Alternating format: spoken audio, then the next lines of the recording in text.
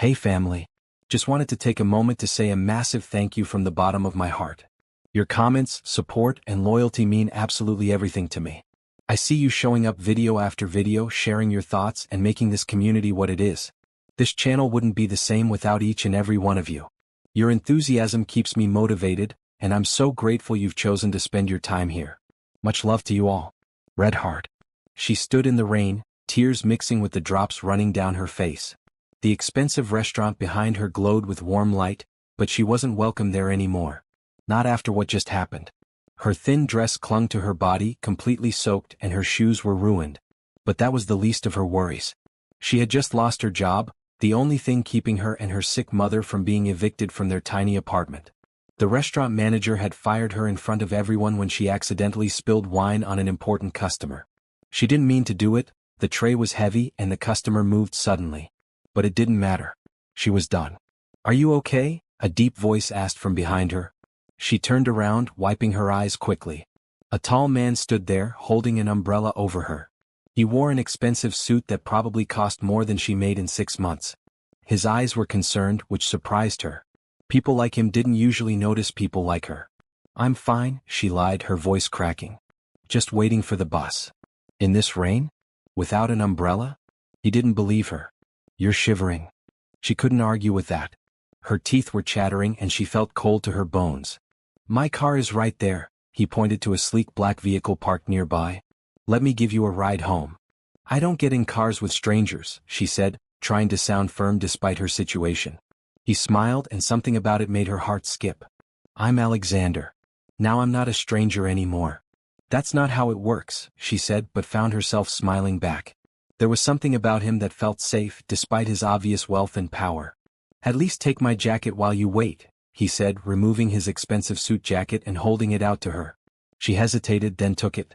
The warmth enveloped her immediately, and she caught a whiff of his cologne, subtle but expensive. "Thank you," she said quietly. "You worked in there, didn't you?" he asked, nodding toward the restaurant. "I saw what happened." Her cheeks burned with shame. "Yes. Not anymore though." "That manager was completely out of line," Alexander said, his jaw tightening. "It wasn't your fault." She looked up at him in surprise. "You saw? I was there for a business dinner. Though I lost my appetite after witnessing that scene." He studied her face. "What's your name?" "Elizabeth," she answered. "Everyone calls me Beth." "Well, Beth, I think you need a new job. And I might be able to help with that." She looked at him suspiciously. She'd heard offers like this before, and they never ended well for girls like her. "I'm not interested in that kind of work," she said firmly. Alexander looked confused, then his expression cleared as he realized what she meant. "No, nothing like that. I run a company, Reynolds Enterprises. We're looking for an assistant in the community outreach department. It's entry-level but pays well." Beth stared at him, trying to process this unexpected turn of events. "Why would you offer me a job? You don't know anything about me. I know you worked hard in there. I could see it. And I know you didn't deserve what happened." He pulled out a business card and handed it to her. "Think about it. Come to this address tomorrow at 9 a.m. if you're interested." The bus finally arrived, its headlights cutting through the rain. Beth clutched the card tightly. "Your jacket," she said, starting to remove it. "Keep it for now," he said with a smile. "You can return it tomorrow. If you come." As she boarded the bus, Beth looked back at Alexander. He stood in the rain watching her go. She had no idea that this chance meeting would change everything. The apartment was dark when Beth arrived home. She tried to be quiet as she entered, hoping not to wake her mother. After hanging Alexander's jacket carefully on a chair, she checked on her mom, who was asleep in the small bedroom they shared. Her mother's face was peaceful for once, the pain lines smoothed out in sleep. The medication was working today. Beth felt tears well up again. Without her job, they wouldn't be able to afford the next refill. The eviction notice on their door gave them just 2 weeks. Beth sat at their small kitchen table and looked at Alexander's business card under the dim light. Reynolds Enterprises, one of the biggest companies in the city. And Alexander Reynolds was the CEO, not just some manager like she had assumed. She'd seen his face in the business section of newspapers left on the bus. Why would someone like him offer someone like her a job? It didn't make sense. There had to be a catch. Men like him didn't just help people like her without wanting something in return. But what choice did she have? Their savings were almost gone. Her mother needed her medication. And the rent was due. She set her alarm for 7 a.m. She would go to the interview tomorrow. She would wear her only nice outfit, a simple blue dress she'd bought secondhand for other job interviews. She would bring his jacket back, thank him for his kindness, and see if the job offer was real. As she finally drifted off to sleep, Beth couldn't shake the feeling that tomorrow would change her life forever. She just didn't know if it would be for better or worse. The Reynolds Enterprises building stretched toward the sky, all glass and steel, reflecting the morning sun. Beth stood across the street, clutching Alexander's jacket and feeling very small. People in business suits streamed in and out, all looking important and purposeful. She had spent an hour getting ready, doing her best with what little she had. The blue dress was clean and pressed, her hair was neatly pulled back, and she wore her only pair of decent shoes. But standing here now, she felt hopelessly out of place. "You can do this," she whispered to herself, thinking of her mother who had been so excited when Beth told her about the potential job. The hope in her mom's eyes had been enough to give Beth courage. Taking a deep breath, she crossed the street and walked through the grand entrance. The security guard looked at her suspiciously. "I have an appointment with Mr. Reynolds," she said, trying to sound confident. "My name is Elizabeth." The guard made a call, and to Beth's surprise, she was directed to the elevator. "Top floor," he said, looking slightly more respectful. The elevator rose smoothly, her stomach dropping with nerves. When the doors opened, she stepped into a reception area decorated in tasteful grays and blues. "You must be Elizabeth," a friendly woman at the desk greeted her. "Mr. Reynolds is expecting you. Go right in." Beth walked toward the double doors, her heart pounding. Before she could knock, they opened, and Alexander stood there, looking even more impressive than he had the night before. His suit was perfectly tailored, his dark hair neatly styled, and his smile warm when he saw her. "Beth, you came," he said, sounding genuinely pleased. "Come in." His office was massive, with floor-to-ceiling windows offering a stunning view of the city. Beth could see her neighborhood in the distance, the contrast between that world and this one stark and unsettling. "Your jacket," she said, holding it out. "Thank you for lending it to me." "Of course," he replied, taking it and gesturing for her to sit in one of the comfortable chairs facing his desk. "How are you feeling today?" "Better," she said, though her nerves were making her stomach twist. "Thank you for the job interview opportunity."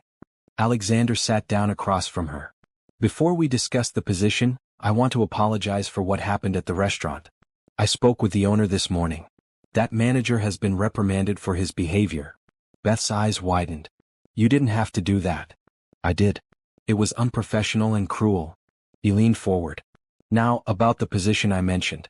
It's in our community outreach department. We're starting several initiatives to help underserved neighborhoods, including the one you live in." Her surprise must have shown on her face because he smiled. "I saw which bus you took. I know the area well. In fact, it's one of the neighborhoods we're focusing on." "What would I be doing?" Beth asked. "Coordinating with local organizations, helping set up programs, managing communications. It's an important role, Beth.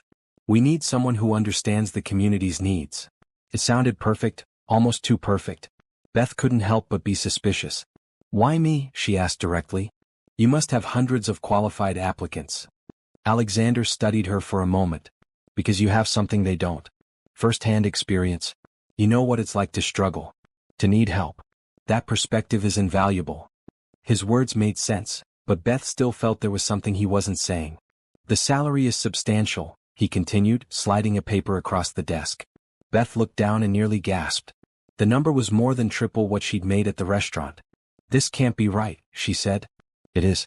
Along with full benefits, including health insurance." Alexander's expression became serious. "I know about your mother, Beth. Her medication is expensive." Now she was truly alarmed. "How do you know about my mother?" "I had my team do a background check this morning. Standard procedure for all potential employees." He held up his hands when he saw her expression. "I apologize if that feels invasive. But it confirmed what I already believed, you're exactly who we need for this position." Beth didn't know what to say. The salary would solve all their problems. They could afford her mother's treatment, pay the rent, maybe even move to a better place eventually. But something still felt off. "What's the catch?" she asked bluntly. Alexander looked surprised, then laughed. "No catch. Just hard work and dedication. The job won't be easy, Beth. You'll be dealing with complicated issues and working long hours sometimes." "I'm not afraid of hard work," she said firmly. "I know you're not. That's why I want to hire you." He stood up and walked to the window. There's one more thing. The job comes with an apartment in the company building for the first year. It's to help you get established. It has 2 bedrooms so your mother would be comfortable there. Beth couldn't believe what she was hearing. It was like he was offering her everything she had ever dreamed of, which made her trust it even less. Why are you really doing this? She asked, standing up too. People like you don't just help people like me without wanting something in return. Alexander turned to face her, his expression unreadable. What do you think I want? The question hung in the air between them. Beth felt her cheeks grow warm. I don't know, she admitted. But there's always a price. His eyes softened. Not always, Beth. Sometimes people just want to do the right thing. She wanted to believe him. Desperately. But life had taught her to be cautious. I need time to think about it, she said finally. Of course. He nodded. Take the weekend. The position is yours if you want it. Start Monday? Beth nodded, still dazed by the whole situation. Let me show you the apartment, he said. So you can consider all aspects of the offer. They took the elevator down a few floors and Alexander led her to a door at the end of a quiet hallway. When he opened it, Beth couldn't hold back her gasp. The apartment was beautiful. Spacious and bright with new furniture and large windows. It was bigger than any place she'd ever lived. The second bedroom is through there, Alexander said, pointing. Perfect for your mother. And there's a nurse on staff in the building who could check on her when needed. Beth walked slowly through the rooms trying to imagine living here. It seemed impossible, like a dream she might wake up from at any moment. Why do I feel like Cinderella? She murmured, more to herself than to him. Alexander smiled. Does that make me the prince or the fairy godmother? Despite her nerves, Beth laughed. I'm not sure yet. As they returned to the lobby, Beth felt overwhelmed by the decision ahead of her. Her practical side said to take the job immediately, it would solve all their problems. But another part of her remained wary. Thank you for the opportunity, she said formally as they reached the entrance. Thank you for considering it, Alexander replied. He handed her another card. My personal number. Call me anytime if you have questions. As Beth walked away from the building, she felt Alexander watching her. She couldn't shake the feeling that there was more to his interest in her than just filling a job position. The question was whether she was brave enough to find out what it was. Beth's mother cried when she told her about the job offer and the apartment. Not sad tears, but the kind that come from relief after years of struggle. It's like a miracle, her mother said, holding Beth's hands tightly. After everything we've been through. Beth had spent the weekend wrestling with her decision. She'd researched Reynolds Enterprises, learning about their legitimate community programs and their reputation as a good employer. Everything seemed above board. Still, the offer felt too good to be true. What if there's something he's not telling me? Beth asked her mother. Her mother's eyes, tired but wise, studied her face. Does he seem like a bad person to you? Beth thought about Alexander's kindness in the rain, the way he'd stood up for her against the restaurant manager, how he seemed to genuinely care about helping her community. No, she admitted. He seems good. Different from what I'd expect from someone so rich and powerful. Then maybe this is just what it seems, a good opportunity from a good person. Her mother squeezed her hands. Sometimes good things do happen, Beth. By Sunday night, Beth had made her decision. She called the number Alexander had given her. I'd like to accept the position, she told him when he answered. I'm glad, he said, and she could hear the smile in his voice. I'll have someone help you and your mother move in tomorrow morning. Monday dawned bright and clear, as if the universe was approving of her choice. A car came to pick them up and movers carefully packed their few belongings. By noon, they were settled in the new apartment. Beth's mother couldn't stop touching the soft furniture and looking out the large windows. I never thought I'd live somewhere like this, she said quietly. Beth hugged her. You deserve this, Mom. After everything. After making sure her mother was comfortable, Beth went upstairs to Alexander's office for her first day of work. She wore the blue dress again, lacking anything more professional. Alexander's assistant greeted her warmly. Mr. Reynolds asked me to take you shopping for work clothes this afternoon. Company expense. Beth blinked in surprise. That's not necessary. Standard for new employees in your position, the woman assured her. Mr. Reynolds wants you to feel comfortable representing the company. Before Beth could respond, Alexander emerged from his office. Beth, welcome, he said, his eyes lighting up when he saw her. Ready for your first day? She nodded, trying to look confident despite her nerves. Absolutely. I've arranged for you to meet the community outreach team this morning. Then Diane will take you shopping for a work wardrobe. He must have seen her discomfort because he added, it's part of your employment package. Everyone in your position gets the same benefit. The morning passed in a whirlwind of introductions and information. The community outreach team was friendly and passionate about their work. Beth was surprised to find that the job was exactly as Alexander had described it, real work aimed at making a difference in struggling neighborhoods. As promised, Diane took her shopping that afternoon. Beth had never been in the kind of stores they visited, where salespeople brought clothes to private dressing rooms and no price tags were visible. Get whatever you need, Diane encouraged her. Mr. Reynolds was very clear about that. By the end of the day, Beth had a complete professional wardrobe: suits, dresses, blouses, shoes, even a warm coat for the coming winter. She felt guilty about the expense until Diane explained that all executives and public-facing employees received the same benefit. When she returned to the apartment, she found her mother looking better than she had in months. A doctor had visited while Beth was gone, bringing new medications and arranging regular checkups. He said Mr. Reynolds arranged everything, her mother told her. The company's health insurance covers it all. Beth sat down, overwhelmed by the day's events. Everything was happening so fast. Their lives had completely transformed in just 3 days.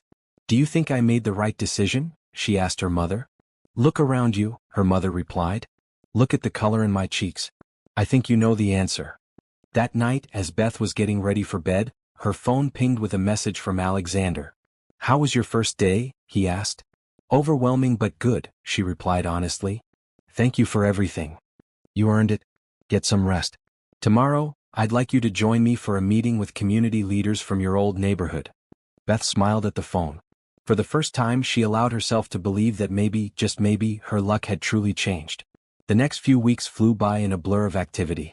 Beth threw herself into her work, determined to prove that Alexander hadn't made a mistake in hiring her. She attended meetings, wrote proposals, and visited community centers in neighborhoods like the one she'd grown up in. To her surprise, she was good at the job. Growing up poor had given her insights that her wealthier colleagues lacked. She understood the pride that came with struggle, the resistance to charity, the need for opportunity rather than handouts. Community leaders responded to her authenticity, and programs began to gain traction. Alexander noticed. He began inviting her to more important meetings, asking for her input on larger initiatives. Sometimes she caught him watching her when he thought she wasn't looking, his expression thoughtful.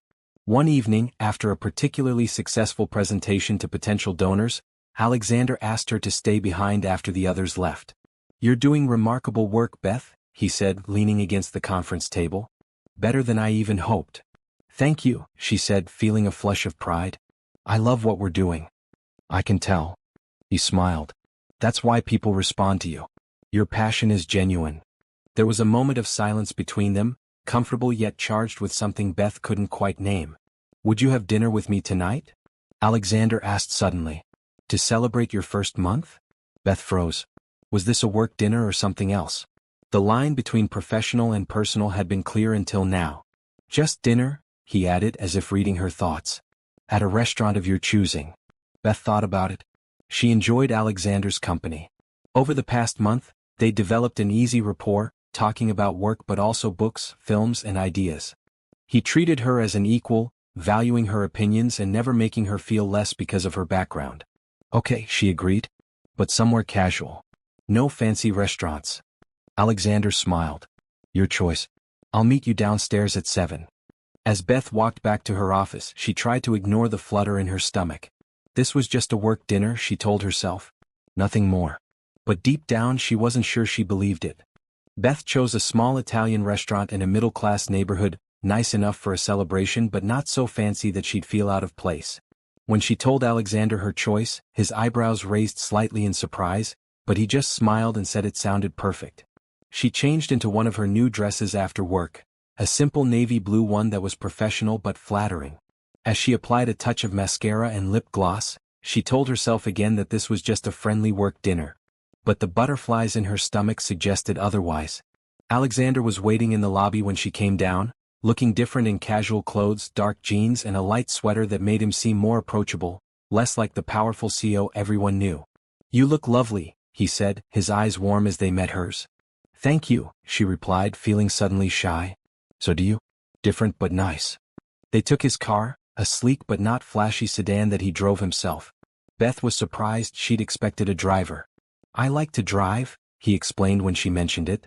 "It's one of the few times I feel completely in control." The restaurant was busy but not crowded, with checkered tablecloths and candles and wine bottles. The host recognized Alexander immediately, despite his casual attire, and led them to a quiet corner table. "You've been here before?" Beth asked once they were seated. "A few times. It's one of the best-kept secrets in the city." Alexander picked up his menu. Their pasta is made fresh daily. They ordered wine and food, the conversation flowing easily. Alexander asked about her mother's health, genuinely interested in her improvement. Beth found herself relaxing, enjoying his company outside the office setting. "Can I ask you something personal?" she said after their entrees arrived. "Of course. Why aren't you married? You're successful, kind, not terrible to look at." She blushed as soon as the words left her mouth. Alexander laughed. "Not terrible to look at? Such high praise." "You know what I mean," she said, embarrassed but smiling. "I was engaged once," he said, his expression growing more serious. "About 5 years ago. It didn't work out." "What happened?" Beth asked, then quickly added, "If you don't mind telling me." Alexander twirled pasta around his fork, considering his answer. "She wanted the idea of me more than the reality. The wealthy businessman, the social status. When she realized how much I work, how much I care about things beyond just making money, she decided I wasn't what she wanted after all." "I'm sorry," Beth said sincerely. He shrugged. "Don't be. It was for the best. Better to find out before the wedding than after." He took a sip of wine. "What about you? No boyfriend wondering why you're having dinner with your boss?" Beth shook her head. "No time for dating when you're working 2 jobs and taking care of a sick parent." "And now?" Alexander asked, his eyes holding hers. The question hung between them, loaded with possibility. Beth felt her heart rate quicken. "Now I'm focused on doing well in my new job," she said carefully. "A job you're excelling at," he replied. "Everyone on the team is impressed with your work." The conversation shifted to safer ground, work projects, plans for new initiatives. By the time they finished dessert, Beth felt both relieved and slightly disappointed that the moment of tension had passed. Outside, the night had turned cool, and Beth wrapped her arms around herself as they walked to his car. "Here," Alexander said, shrugging off his jacket and placing it around her shoulders, just as he had that first rainy night. The gesture reminded Beth of how they'd met, how far she'd come in such a short time. She looked up at Alexander, standing close to her now, and felt a rush of gratitude and something more complicated. "Thank you," she said softly. "Not just for the jacket. For everything. You changed my life." "You're changing it yourself," he corrected her. "I just opened a door. You're the one walking through it, doing the work, making a difference." His face was serious, his eyes intent on hers. Beth felt drawn to him, the space between them charged with unspoken feelings. Alexander took a step back, breaking the moment. "We should get you home. Big day tomorrow with the new youth center proposal." The drive back was quiet, both of them lost in their thoughts. When they reached their building, Alexander walked her to her apartment door. "Thank you for dinner," Beth said, standing in her doorway. "Thank you for your company," he replied. For a moment it seemed like he might say something more, but instead he just smiled. "Good night, Beth." "Good night, Alexander." As she closed the door, Beth leaned against it, her heart racing. Something had shifted between them tonight, though neither had acknowledged it directly. She wasn't sure what it meant or what would happen next, but for the first time she allowed herself to admit the truth. She was falling for Alexander Reynolds. The next morning, Beth arrived at work early, determined to focus on the youth center proposal rather than her confused feelings. But when she reached her office, a small package waited on her desk with a note. "Thought you might need this today." Inside was a beautiful fountain pen. Beth remembered mentioning during dinner that she'd always wanted one but could never justify the expense. She held the pen, tracing its smooth surface with her fingers. It was a thoughtful gift, but it blurred the lines between them even further. Was it a gift from her boss or from something more? Before she could decide how she felt about it, her phone rang. It was Alexander's assistant. "Mr. Reynolds would like to see you in his office," she said. Beth's stomach tightened with nerves as she rode the elevator to the top floor. Had she crossed a line last night? Was he going to remind her of their professional relationship? Alexander was standing by the window when she entered his office, his back to the door. He turned when he heard her, his expression serious. "Beth," he said, his voice formal. Please close the door. She did as he asked, her anxiety mounting. Is something wrong? No, he said, then hesitated. Yes, maybe. He ran a hand through his hair, looking uncharacteristically uncertain. I've been thinking about last night. Me too, Beth admitted. I want to thank you for the pen. It was very thoughtful. It's just a pen, he said dismissively. Beth, I need to be honest with you. My interest in you has become personal. And that puts us in a complicated position. Beth's heart raced. He was saying what she'd been thinking, bringing their unspoken feelings into the open. Because you're my boss, she said. Yes. The power dynamic makes any relationship between us problematic. He moved away from the window, closer to her. I value your work too much to jeopardize your position here. But I can't deny how I feel. How do you feel? Beth asked quietly. Alexander's eyes held hers. Like I've been waiting to meet you my whole life. The words hung in the air between them, honest and vulnerable in a way Beth hadn't expected from him. I feel the same way, she admitted. But I'm scared. Everything in my life has changed so quickly. My job, my mother's health, where we live, it's all because of you. That creates its own kind of imbalance. Alexander nodded. I understand that. Which is why I've been thinking about a solution. What kind of solution? A transfer. To another department. You'd still work on community projects, but you'd report to someone else. We'd remove the direct professional relationship between us. Beth considered this. It was a practical solution to their dilemma, but it also meant acknowledging that something was happening between them, something worth restructuring their work lives for. Is that what you want? She asked. Alexander stepped closer. What I want is to see where this connection between us leads, without work complications or power imbalances getting in the way. He was close enough now that Beth could see the flecks of gold in his brown eyes, close enough that she could feel the warmth radiating from him. I want that too, she whispered. For a moment, neither of them moved. Then, slowly, Alexander reached out and tucked a strand of hair behind her ear, his fingers lingering on her cheek. We should take this slowly, he said, his voice low. Do things right. Beth nodded, her skin tingling where he'd touched her. Slowly, she agreed, though everything inside her was rushing forward. Alexander stepped back, visibly collecting himself. I'll speak to HR about the transfer today. Until it's official, we should keep things professional. Of course, Beth said, trying to calm her racing heart. As she turned to leave, Alexander called her name. Beth. She looked back at him. Would you have dinner with me again tomorrow night? Not as your boss, but as a man asking a woman he admires on a proper date. A smile spread across Beth's face. Yes, she said. I'd like that very much. Walking back to her office, Beth felt lighter than she had in years. For so long, her life had been about survival, about getting through each day. Now, suddenly, it was about possibility, about hope, about the chance of something she'd never dared to dream of. But a small voice in the back of her mind reminded her to be cautious. Things that seemed too good to be true often were. And despite Alexander's obvious sincerity, she couldn't help wondering if there was more to his interest in her than he was saying. The transfer happened quickly.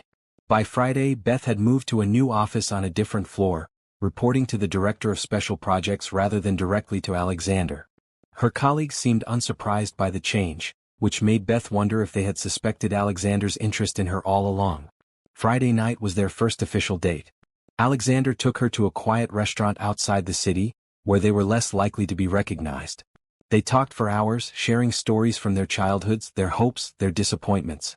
Beth learned that despite his wealth, Alexander had faced his own struggles, the early death of his father, the pressure of taking over the family business at just 25, the loneliness of a position that separated him from others.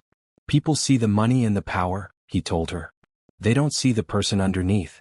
I see you, Beth said simply, reaching across the table to take his hand. Their relationship developed slowly over the next few weeks as promised. Dinners, walks in the park, a Sunday sailing on Alexander's boat. He was always a gentleman, respectful of her boundaries, never pushing for more than she was ready to give. And Beth found herself falling deeper in love with him each day. Her work continued to flourish in her new position. Her mother's health improved dramatically with proper care and reduced stress. For the first time in her life, Beth felt like everything was finally going right. Until the night of the charity gala. It was a major event, raising funds for the community programs Beth had helped develop. As a key team member, she was expected to attend, wearing a beautiful gown Alexander had insisted on buying for her. He would be there too, of course, but they had agreed to maintain professional distance in public until their relationship was more established. The ballroom was magnificent, filled with the city's elite in designer clothes and sparkling jewelry. Beth felt out of place despite her elegant dress and the confidence she'd gained in recent months. These people had been born into this world, she was just visiting. She was speaking with a donor about the youth center when she overheard a conversation from a nearby group. "Reynolds certainly found himself a pretty new toy," a woman's voice said with a laugh. "Though this one's more interesting than his usual type." "You mean poorer?" a man replied. "I heard he literally picked her up off the street." "Well, that's his pattern, isn't it?" the woman continued. "Find some charity case, save her, enjoy her gratitude until he gets bored, then move on to the next one." Beth froze, her glass nearly slipping from her fingers. The donor she'd been speaking with looked uncomfortable and excused himself, leaving her alone to absorb what she'd just heard. She scanned the room and found Alexander across the ballroom, handsome in his tuxedo, talking animatedly with a group of investors. He caught her eye and smiled, but his expression changed to concern when he saw her face. Beth turned away, needing space to think. She walked quickly toward the terrace doors, pushing through them into the cool night air. Her mind was racing. What had they meant by his pattern? Had there been others before her? Other women he'd saved, and then discarded? She heard the door open behind her. "Beth." Alexander's voice was concerned. "What's wrong?" She turned to face him, her emotions a tangle of hurt and confusion. "Is this what you do? Find desperate women, help them, date them, then move on when you get bored?" His face registered shock, then understanding, then anger. "Who said that to you? Does it matter? Is it true?" Her voice was quiet but intense. Alexander ran a hand through his hair, a gesture she now recognized as a sign of stress. "No. Not the way you're thinking." "Explain it to me then," she said, wrapping her arms around herself despite the warm evening. Alexander sighed, leaning against the terrace railing. "I've dated women I've met through my charitable work before. Women who needed help, who I was able to help. But it wasn't calculated, Beth. And it wasn't a pattern of using them." "How many?" she asked. "Two," he admitted after a pause.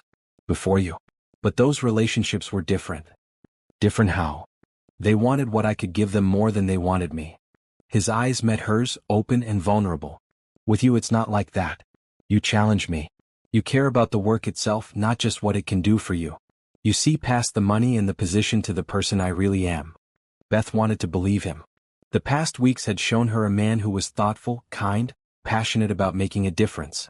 But doubt had crept in, poisoning her trust. "Why didn't you tell me about the others?" she asked. "I should have," he acknowledged. "I didn't want you to think what you're thinking now, that you're just part of some pattern. Because you're not, Beth. What I feel for you is real. Different from anything I've felt before." Beth turned away, looking out at the city lights. She needed to think, to sort through her feelings without the distraction of his presence, his earnest eyes. "What happened to them?" "The other women?" she asked quietly. Alexander was silent for a moment. "The first one, Jessica, met someone else. Someone closer to her age, from her world. She's married now, has kids. The second, Claire. She decided what she wanted was the lifestyle, not me. Last I heard, she was dating a tech CEO in California." "So they left you," Beth said, turning back to face him. "Yes. And now you're worried I'll leave too?" Alexander's expression was pained. "The thought has crossed my mind. Why wouldn't it? What can I possibly offer that would keep someone like you? Someone real, genuine, who doesn't care about the money or the status." His vulnerability touched something in Beth. For all his wealth and power, Alexander was just as insecure as she was, just as afraid of being wanted for the wrong reasons. "I need time," she said finally, "to think about all this." He nodded, respecting her space though she could see it cost him. "Take all the time you need. I'll be here." Beth went home early from the gala, her mind swirling with conflicting thoughts. Her mother was already asleep, so she slipped quietly into her room and sat on the edge of her bed, still in her beautiful gown. Had she been naive? Had she allowed herself to be swept away by the fairy tale without questioning it? Or was what they had real, despite Alexander's past? She thought about Alexander's kindness, not just to her but to others. How he treated the maintenance staff with the same respect as his executives. How he remembered people's names, their stories. How his eyes lit up when talking about the community projects they were working on. Those weren't the actions of someone just looking for gratitude or admiration. They were the actions of a genuinely good person who happened to be wealthy. But doubt, once planted, was hard to uproot. Beth slept poorly that night, and in the morning she made a decision. She needed to talk to one of these women, to hear their side of the story. Using the company database, which she still had access to despite her transfer, Beth found Jessica Thompson's contact information. She had worked for Reynolds Enterprises 5 years ago in the marketing department. Now she ran her own small business. Beth called and arranged to meet her for coffee, saying only that she worked for Reynolds and wanted to discuss a potential collaboration. It wasn't entirely a lie. Beth did have authority to form partnerships with local businesses for community projects. Jessica was in her mid-30s, pretty with a warm smile.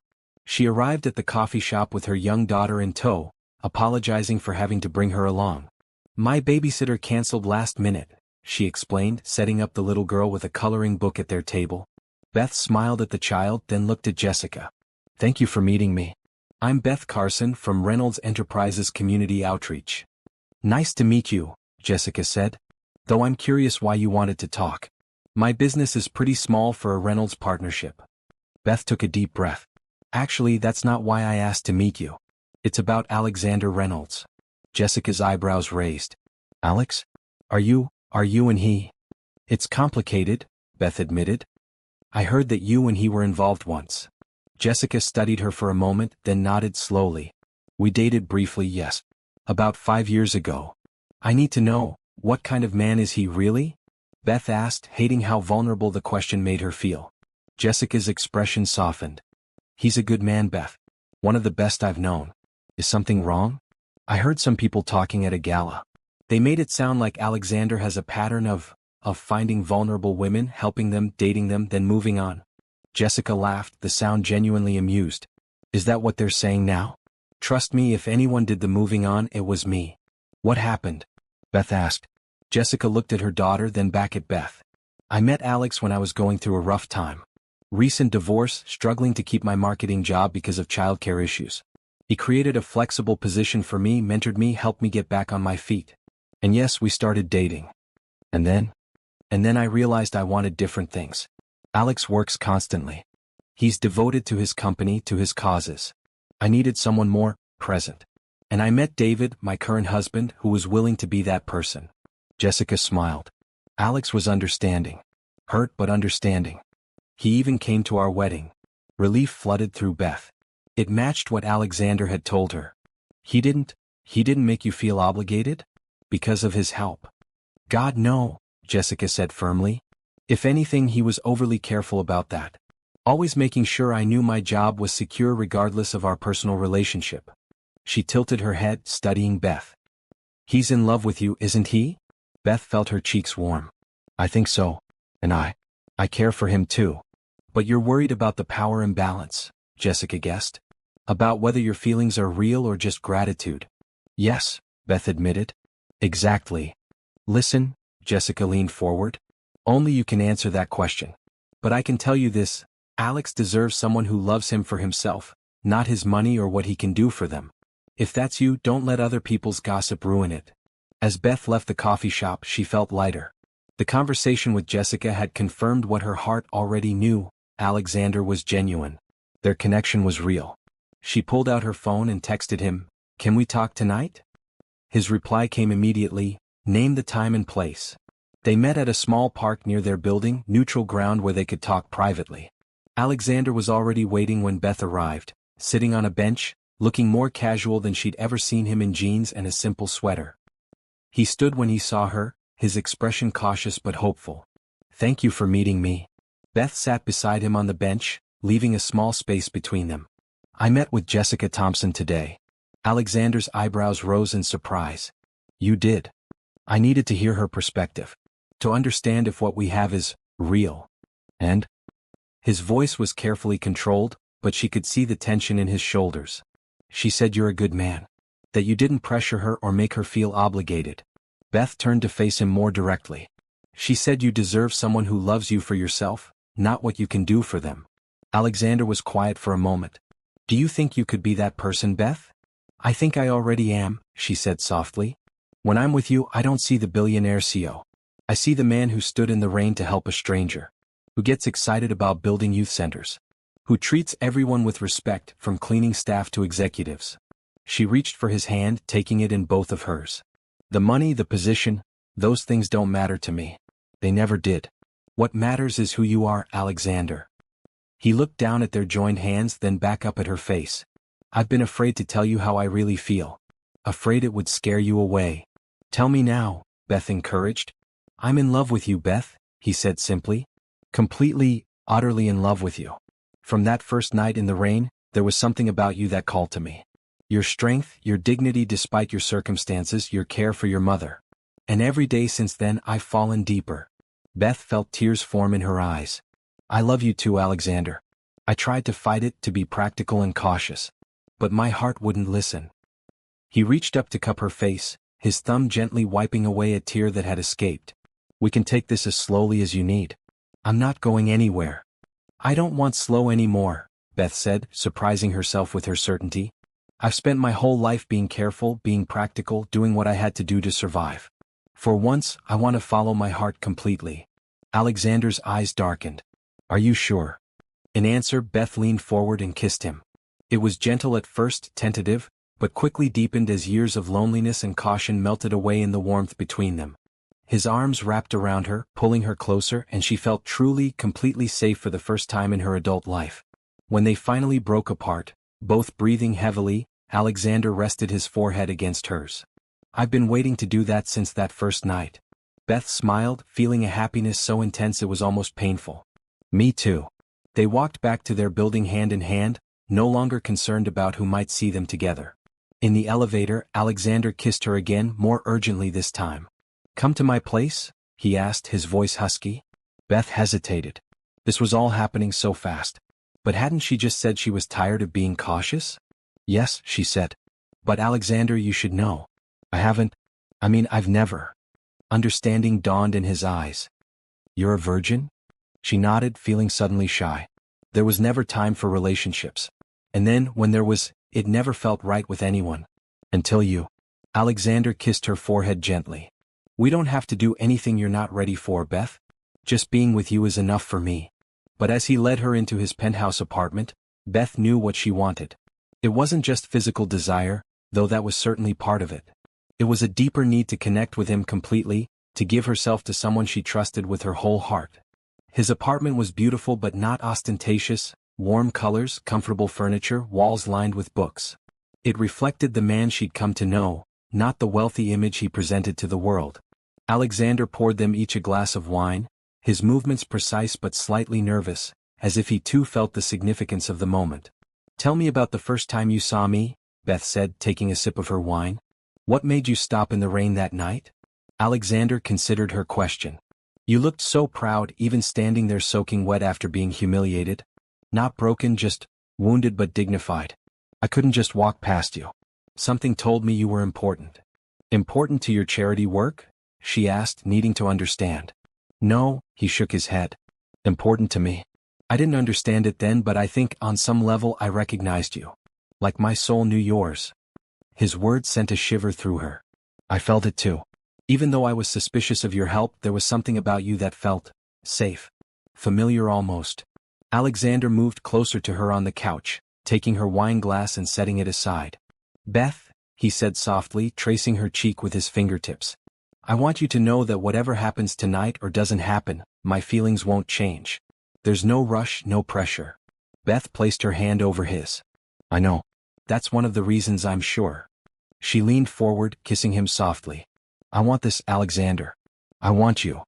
His eyes darkened and he pulled her closer, his kisses becoming more urgent. Beth felt herself responding, all her doubts and fears melting away in the heat between them. This was right. He was right. When he picked her up and carried her to his bedroom, she wrapped her arms around his neck, feeling both nervous and thrillingly alive. The room was dimly lit, the bed large and inviting. Alexander laid her down gently, looking at her with such tenderness that she felt tears spring to her eyes again. You're so beautiful, he whispered. Not just outside but inside. Your strength, your heart, you're extraordinary, Beth. So are you, she replied, pulling him down to her. What followed was everything she had dreamed of and more. Alexander was patient, gentle, guiding her through each new sensation with loving care. When discomfort came, He soothed it away with tender touches and whispered words of encouragement. And when pleasure replaced the pain, it was more intense than she had imagined possible. Afterward, lying in his arms, Beth felt transformed. Not just physically but emotionally, as if some final wall between them had crumbled away. "Are you okay?" Alexander asked, stroking her hair. "More than okay," she said, smiling up at him. "I feel complete. Like I've found the missing piece of myself." He kissed her softly. "That's exactly how I feel. Like I've been waiting for you my whole life without knowing it." They talked late into the night, making plans, sharing dreams, building a future together in their words. When Beth finally drifted off to sleep in his arms, she felt utterly, completely content. But one small worry nagged at the edge of her consciousness, a feeling that their newfound happiness was too perfect, too complete. And in her experience, when things seemed too good to be true, they usually were. Beth awoke to sunlight streaming through unfamiliar windows and the weight of an arm draped over her waist. For a moment, she was disoriented, then the memories of the night before flooded back, bringing a warm blush to her cheeks. She turned carefully to look at Alexander, still sleeping peacefully beside her. In sleep, he looked younger, the lines of responsibility smoothed from his face. Beth studied him, still hardly believing that this extraordinary man loved her. As if sensing her gaze, Alexander's eyes opened, focusing on her with immediate warmth. "Good morning," he said, his voice husky with sleep. "Good morning," she replied, suddenly shy despite their intimacy the night before. He reached out to touch her face. "No regrets." "None," she assured him. "You? Only that we didn't find each other sooner." He pulled her closer, kissing her softly. "Breakfast." They spent the weekend in a bubble of new love, hardly leaving his apartment except for a brief visit to check on Beth's mother. They cooked together, talked for hours, made love with increasing confidence and abandon. By Sunday night, when Beth reluctantly returned to her own apartment to prepare for the work week, she felt like a different person, more confident, more complete. "I love you," Alexander said at her door, holding her close. "I love you too," she replied, the words still new and thrilling on her tongue. Monday morning brought reality back into sharp focus. Beth arrived at work to find her new department buzzing with tension. Funding for one of their major projects had been unexpectedly cut, putting months of work in jeopardy. The board voted Friday afternoon, her new boss explained grimly. 3 of the members think the money would be better spent on international expansion. Beth thought of the community center they'd been planning, of the families who would benefit from it. "Can we appeal the decision?" Only Alexander could override it, and he was absent from the vote. Personal leave, apparently. Her boss gave her a knowing look that made Beth wonder if he suspected the nature of her relationship with Alexander. She didn't want to use her personal connection to influence business decisions, but this project was too important to abandon without a fight. During her lunch break, she went to Alexander's office, knocking tentatively on his door.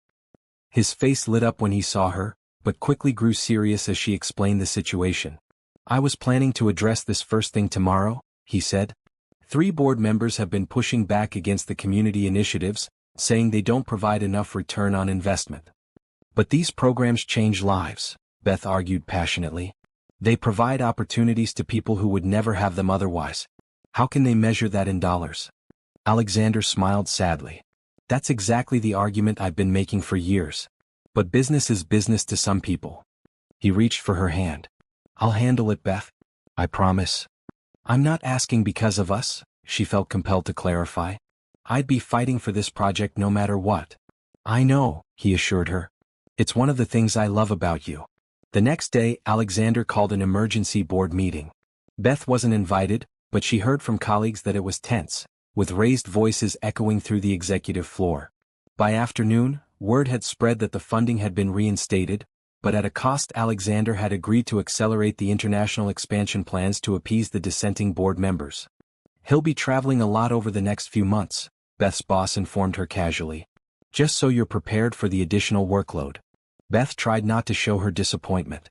She'd just found Alexander, and now they would be separated. But she understood the demands of his position and was grateful that he'd saved their project. That evening, Alexander came to her apartment, looking tired but satisfied.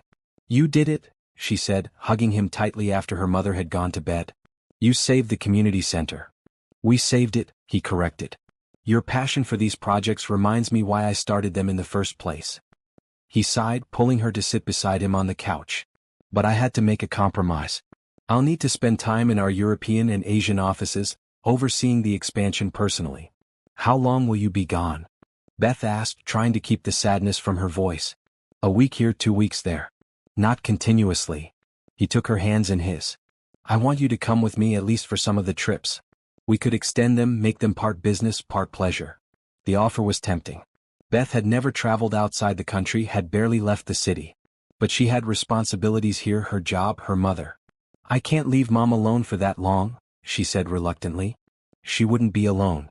The building has full-time nursing staff, and we could hire a personal companion for her.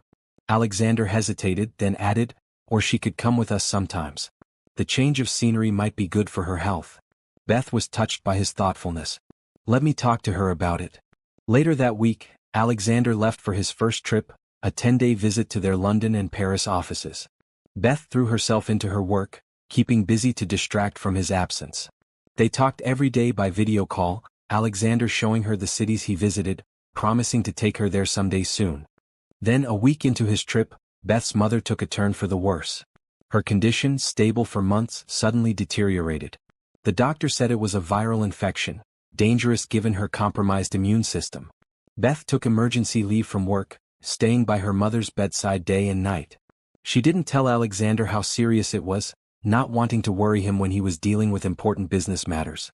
But as her mother's condition worsened, Beth began to fear the worst. On the 9th day of Alexander's trip, the doctor took Beth aside. We need to prepare for the possibility that she won't recover, he said gently. Her system is too weak to fight off the infection. Beth felt her world crumbling.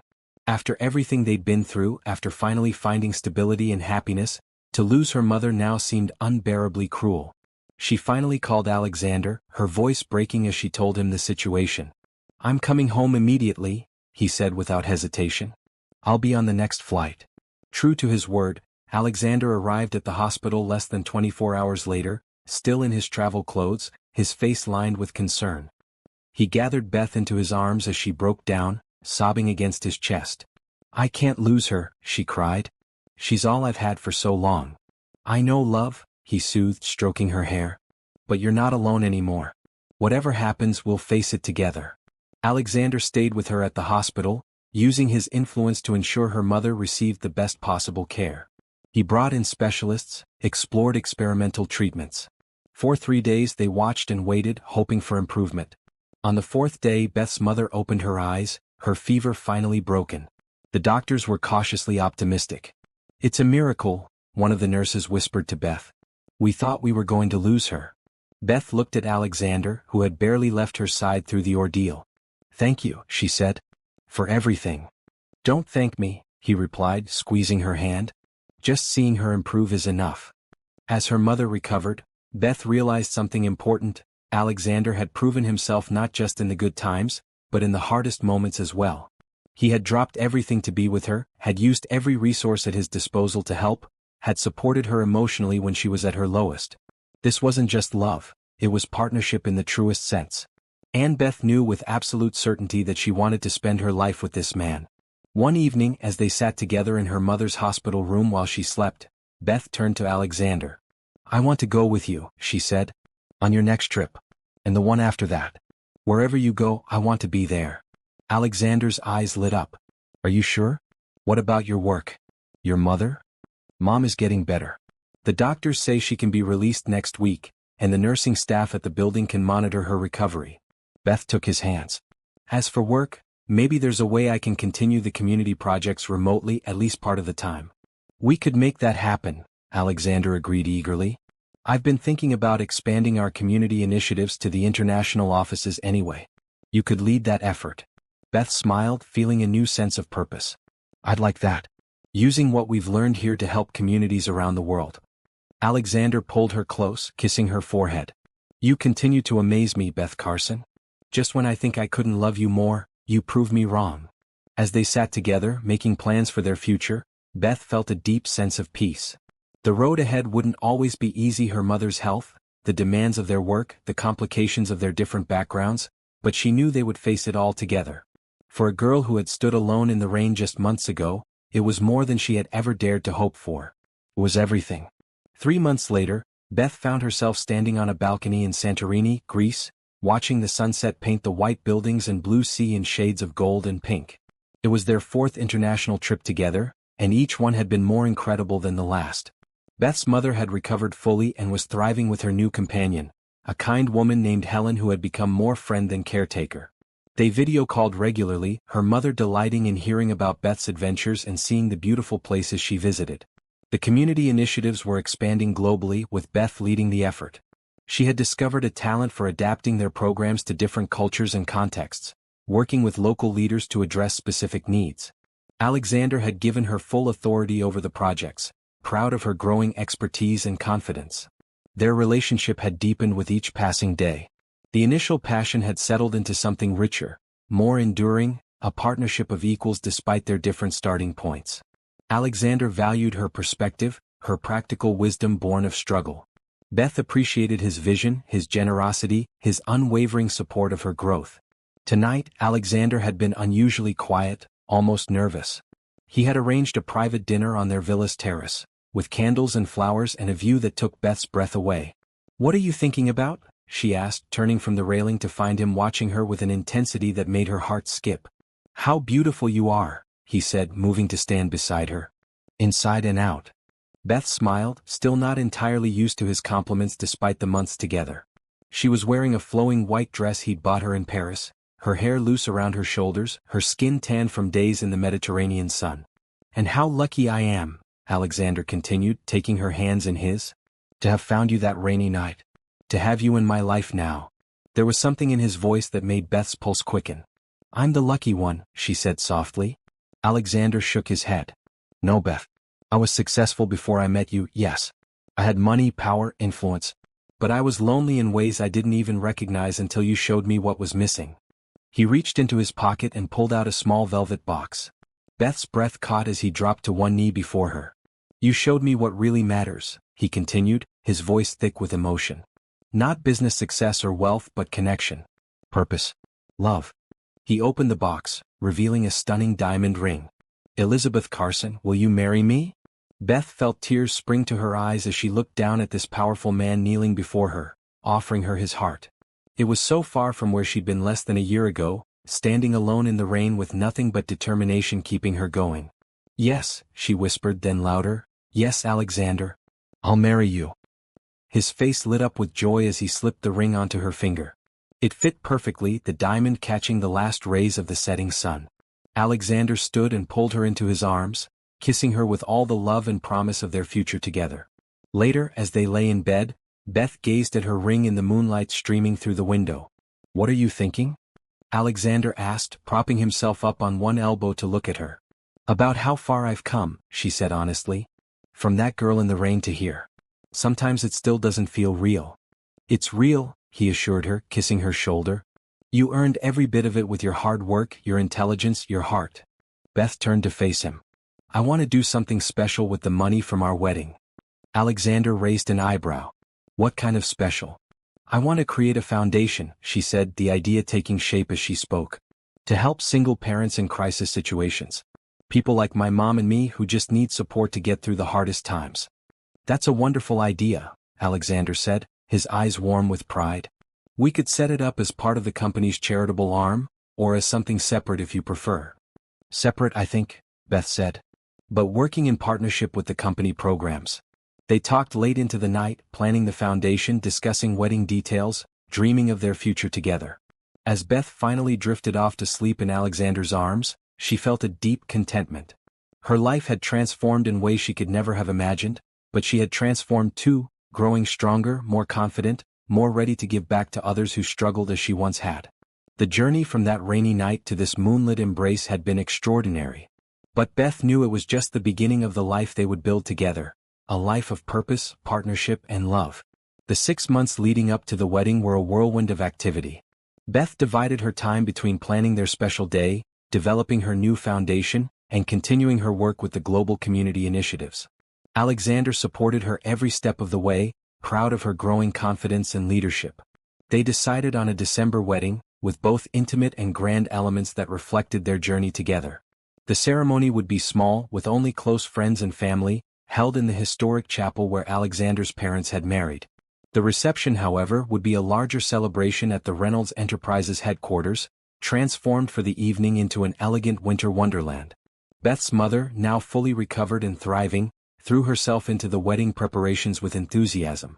She and Beth shopped for the perfect dress together, both of them tearful when Beth emerged from the dressing room in a simple but stunning gown that seemed made for her. "Your father would be so proud," her mother said, squeezing Beth's hand. "Of the woman you've become, of the life you've built." Beth thought often of her father in the days leading up to the wedding, the hard-working man who had died too young, leaving them struggling but never defeated. She wished he could see her now, could meet Alexander, could know that she had found happiness and security beyond anything they had dreamed possible. On the night before the wedding, Beth stayed in her old apartment with her mother, honoring tradition despite Alexander's protests about being separated. "It's just one night," she had teased him, "and then we have the rest of our lives." She lay awake late into the night, thinking about the journey that had brought her here. From that desperate night in the rain to tomorrow's walk down the aisle, it seemed both an eternity and the blink of an eye. The morning dawned clear and cold, the city dusted with a light snow that made everything look magical. Beth's preparation suite at the hotel near the chapel was filled with flowers, champagne, and the excited chatter of her small bridal party. Jessica Thompson, who had become a close friend, and two colleagues from the community outreach department who had welcomed her so warmly that first day. "Are you nervous?"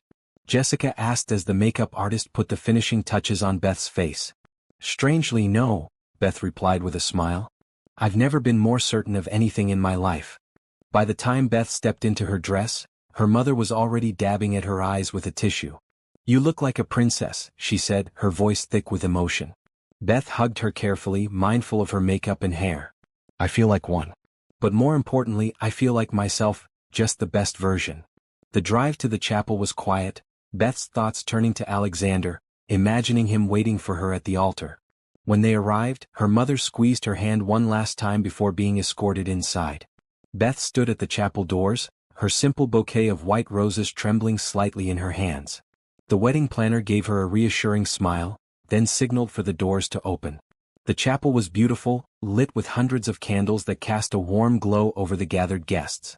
But Beth saw only Alexander, standing tall and handsome at the altar, his eyes fixed on her with such love that she felt it like a physical embrace. She walked slowly toward him, each step bringing her closer to their shared future. When she reached him, he took her hands in his fingers warm and steady. "You're breathtaking," he whispered, his voice reverent. The ceremony was simple but meaningful, with personal vows they had written for each other. Alexander spoke of finding her in the rain, of knowing even then that she was special, of the joy and purpose she had brought to his life. Beth spoke of his kindness, his strength, his unwavering support, and the love that had transformed her world. When they were pronounced husband and wife, Alexander's kiss was tender yet passionate, a promise of all that was to come. The guests applauded as they walked back down the aisle together, no longer two separate people but a united partnership. The reception was a celebration beyond anything Beth could have imagined a year ago. The Reynolds Building atrium had been transformed into an elegant winter scene, with crystal decorations catching the light like ice, tables adorned with white flowers and silver candles, a dance floor that seemed to glow from within. Beth and Alexander moved through the evening in a haze of happiness, dancing, greeting guests, sharing quiet moments alone whenever they could steal away. "Mrs. Reynolds," Alexander murmured during their first dance, holding her close. "That's going to take some getting used to," Beth laughed softly. "We have plenty of time," he replied, his eyes full of promise. As the night wore on, Beth found herself standing alone for a moment, watching Alexander across the room as he chatted with some business associates. He looked up as if sensing her gaze and smiled, a private smile just for her. Jessica appeared at her side, following her gaze. "You got your fairy tale after all." Beth thought about the term fairy tale, with its implication of fantasy, of unreality. What she and Alexander had built together was anything but that.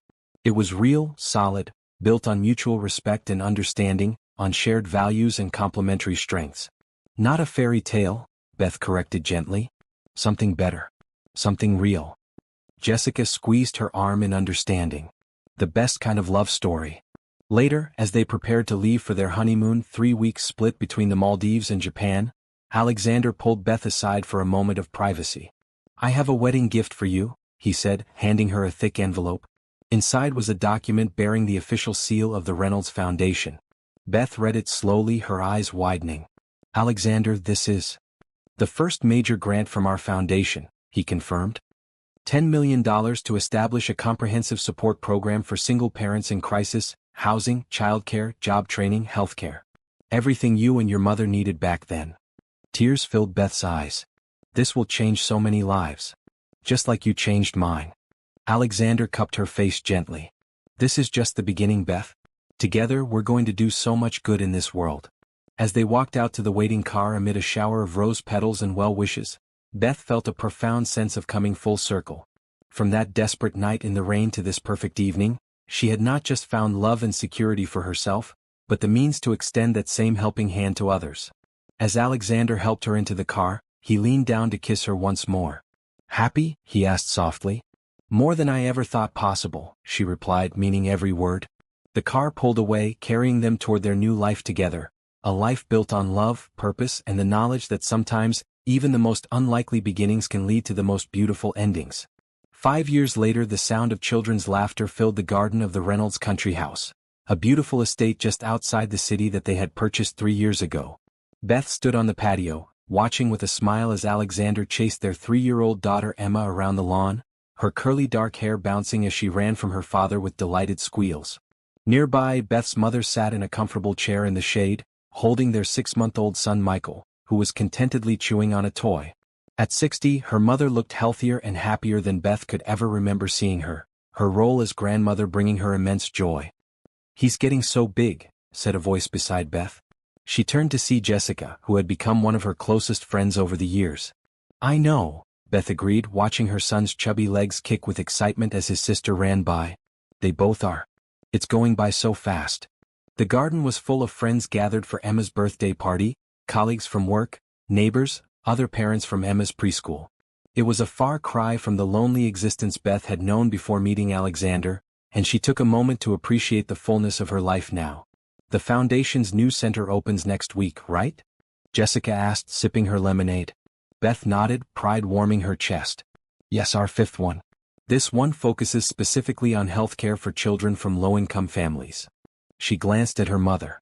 "Seeing Mom struggle to get proper medical care for herself made me realize how essential that support is." In the 5 years since their wedding, the Reynolds Foundation had grown beyond Beth's initial vision, helping thousands of families across the country. She now worked full-time as its director, while Alexander continued to run Reynolds Enterprises, though with a much stronger focus on social responsibility than ever before. They had found a balance that worked for their family, both pursuing meaningful work while prioritizing time together. Alexander had scaled back his international travel, delegating more to capable executives he'd mentored. Beth had created a flexible work environment at the foundation that allowed her to be present for their children while still driving the mission forward. "Beth, come quick." Alexander called from the lawn, interrupting her thoughts. "Michael's trying to say, Mama." She hurried over to where her mother was now holding Michael up, his little face scrunched in concentration. Ma," he babbled, reaching for Beth with pudgy hands. Beth scooped him up, tears pricking her eyes as her heart swelled with love. "That's right, sweetheart. Mama's here." Alexander wrapped an arm around her waist, pulling both her and their son close. Emma tugged at her father's pant leg until he lifted her up as well, completing their family circle. "Group hug," Emma declared, her father's penchant for grand statements already evident in her young personality. Beth met Alexander's eyes over their children's heads, seeing in them the same wonder and gratitude she felt. After 5 years of marriage, their connection had only deepened, weathering the challenges of parenthood, the demands of their work, and the occasional clash of their different perspectives.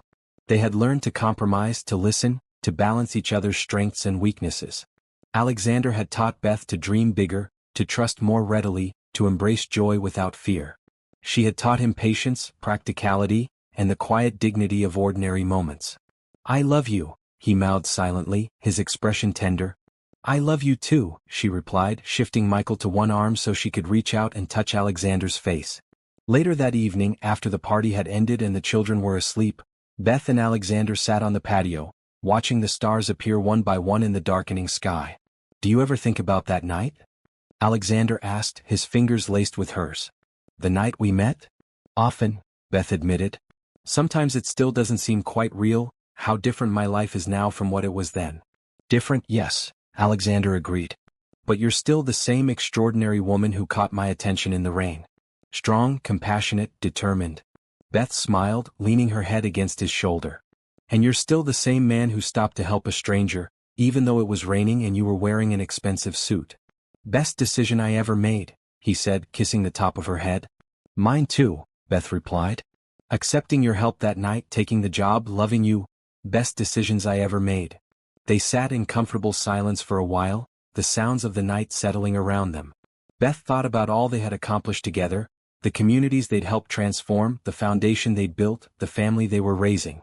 From that desperate moment in the rain to this peaceful evening under the stars, the journey had been extraordinary. What are you thinking about? Alexander asked, noticing her thoughtful expression. About how sometimes the worst moments in our lives can lead to the best, she replied. If I hadn't lost my job that night, if it hadn't been raining, if you hadn't been there at that exact moment, I'd have found you some other way, Alexander said with certainty. I truly believe that.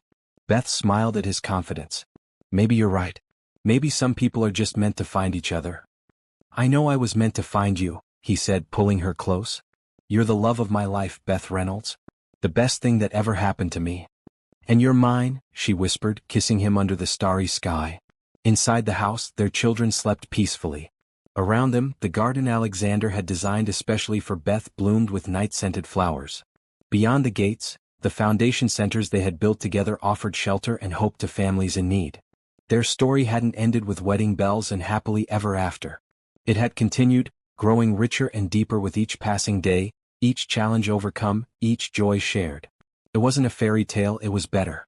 It was real, built on love, respect, and the belief that everyone deserved a chance to transform their life. As Beth and Alexander walked hand in hand back to their home, she thought about the young woman standing alone in the rain all those years ago.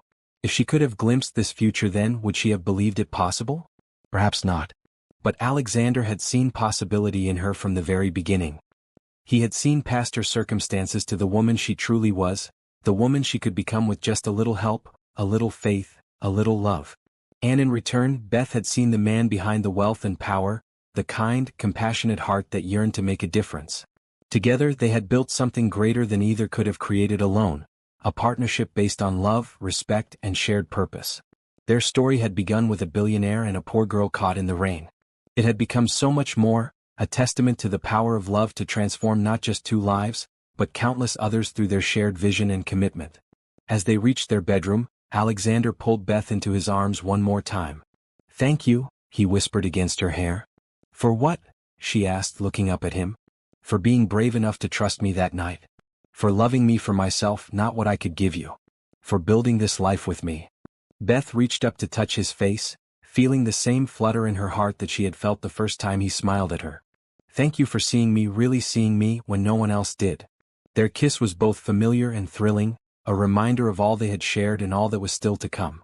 From unlikely beginnings, they had created a love story for the ages, not perfect, not magical, but real and enduring. And as they held each other in the quiet of their home, surrounded by the family they had created and the good they had done in the world, both Beth and Alexander knew that they had found something rare and precious, a love that transformed not just their own lives, but reached out to change the world around them, one heart at a time.